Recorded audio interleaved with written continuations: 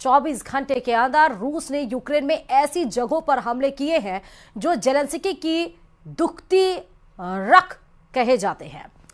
Putin अब Ukraine से क्या चाहते हैं, यह डिमांड उन्होंने एक बार फिर दोहराई है, लेकिन साथ में यह भी कहा है कि बातचीत का मकसद 100% जीत है। देखिए रिपोर्ट। Внимание, расчет, подготовиться к совместным действиям. Есть подготовиться к совместным действиям. Внимание, пуск. Есть пуск.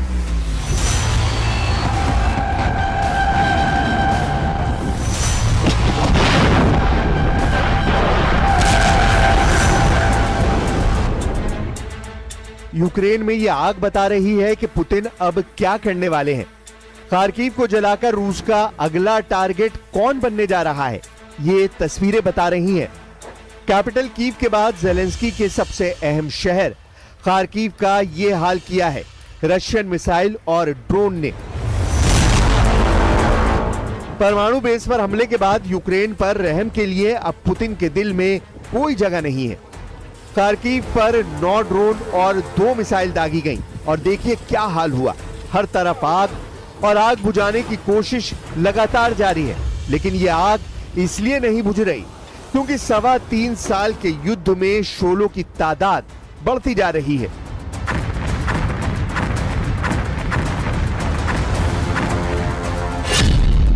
पुतिन ने 3 शहरों को टारगेट बनाया, खार्किव, सुमी और ओदेसा।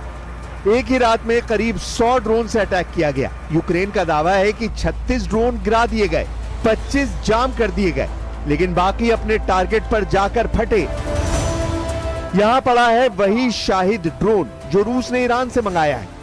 इसके एयरफ्रेम के कई हिस्से बरामद हुए हैं। इसके मोपेड वाले इंजन के टुकड़े भी देखे जा सकते हैं। इस ड्रोन की लाश सबूत है कि रूस इस युद्ध में अकेला नहीं है, और यही ताकत है जिसके बल पर पुतिन के कमांडर अब युद्ध 3 गुना तेज करने वाले हैं।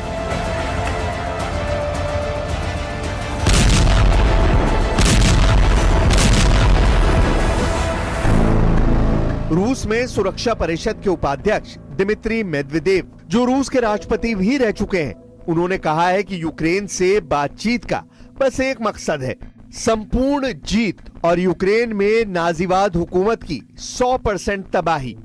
पुतिन के इन इरादों को टक्कर देने के लिए यूरोप में नई कोशिश शुरू हो गई है। फ्रांस के राष्ट्रपति इमैनुअल मैक्रोन ने इटली का दौरा किया है। यहां प्रधानमंत्री जॉर्जिया मेलोनी से उनकी मुलाकात हुई और दोनों के बीच यूक्रेन को लेकर काफी देर तक बात हुई। यानी पुतिन के खिलाफ यूरोप में लगातार सीक्रेट मीटिंग हो रही है और बहुत ही गोपनीय प्लान तैयार हो रहे हैं। जबकि दूसरा सच यह है कि पुतिन ने परमाणु बेस पर हुए हमलों के बाद अपने एटम बम वाली फोर्स को एक्टिव कर दिया है। रूस के मिसाइल बेड़े में ऐसे ऐसे खतरनाक हथियार हैं जो पेरिस से लेकर रोम और लंदन से लेकर वॉशिंगटन डीसी तक सब कुछ पिघला सकते हैं।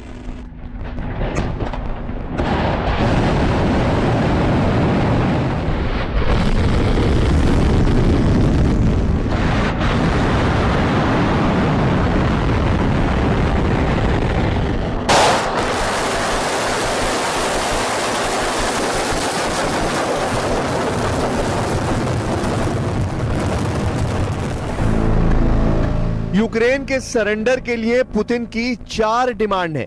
रूस चाहता है कि यूक्रेन अपने पूर्वी इलाकों को खाली कर दे, वहां से पीछे हट जाए। दूसरी मांग कि यूक्रेन निष्पक्ष हो जाए, यूक्रेन की सेना की तादाद सीमित रहे, और चौथी डिमांड कि यूक्रेन में चुनाव हो, नई सरकार बने।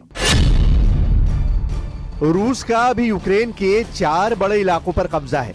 इसमें डोनेस्क है, लुहांस्क है, ज़ैपोरिज़िया है और खैरसोन तक का इलाका है। यानी पूरे पूर्वी यूक्रेन पर इस वक्त पुतिन की आर्मी का कंट्रोल है। क्राइमिया को मिलाकर यह यूक्रेन का करीब 20% हिस्सा है जिसे पुतिन नहीं छोड़ेंगे। ये यूक्रेन पर उनके हमले बता रहे हैं।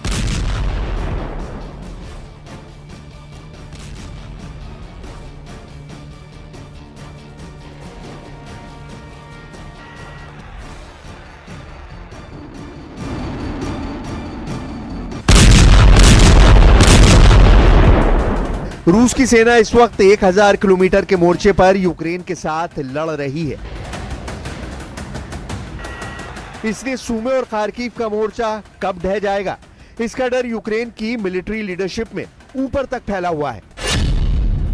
जेलेंस्की को घेरने के लिए रूस ने 1.5 लाख से ज्यादा सैनिक तैनात करने की तैयारी कर ली है। ये खबर यूक्रेन के सूत्रों से पता चली है। इसमें 15 इन्फेंट्री डिवीजन है, एक डिवीजन में 10,000 सैनिक होते हैं। अगर ऐसा हो रहा है तो साफ है कि पुतिन सीज फायर नहीं, अब यूक्रेन पर डबल फायर करना चाहते हैं। Прибыли почти 175 тысяч военнослужащих, если говорить о тех итогах, которые мы в настоящий момент имеем.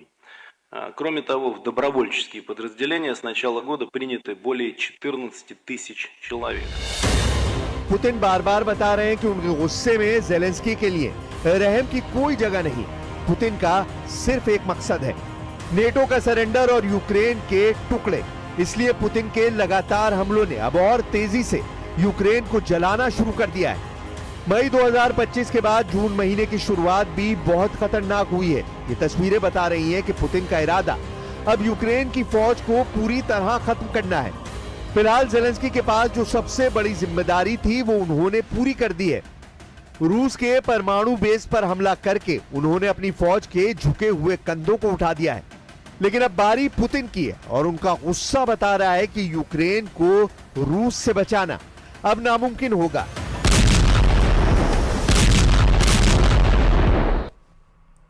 पाकिस्तान से ऑपरेशन सिंदूर के सबूत अब धीरे धीरे सामने आ रहे हैं। इसी कड़ी में बहावलपुर में मारे गए आतंकियों की कब्र की तस्वीर अब सामने आई है।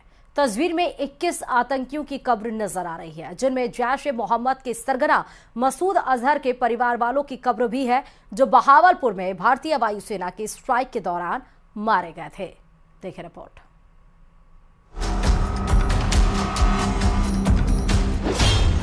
पाकिस्तान से सामने आ रहे हैं ऑपरेशन सिंदूर के सबूत।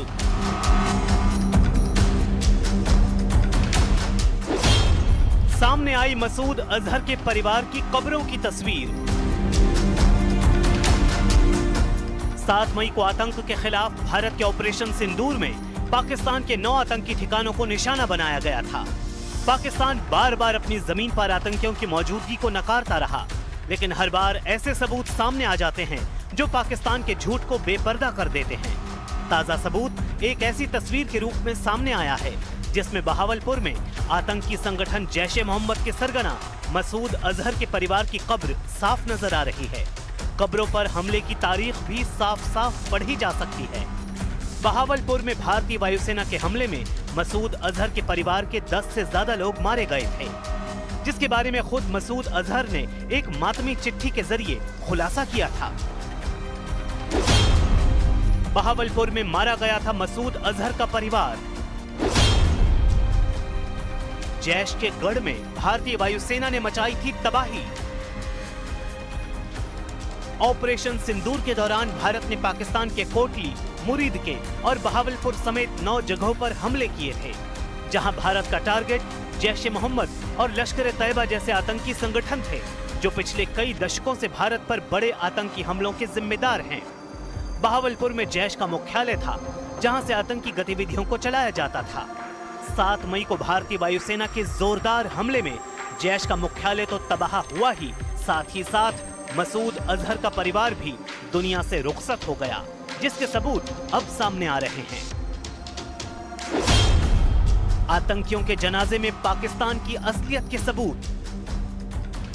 इससे पहले भी पाकिस्तान से ऐसी तस्वीरें सामने आ चुकी हैं जो उसकी जमीन पर आतंकवादियों की मौजूदगी की कहानी बयां करती हैं।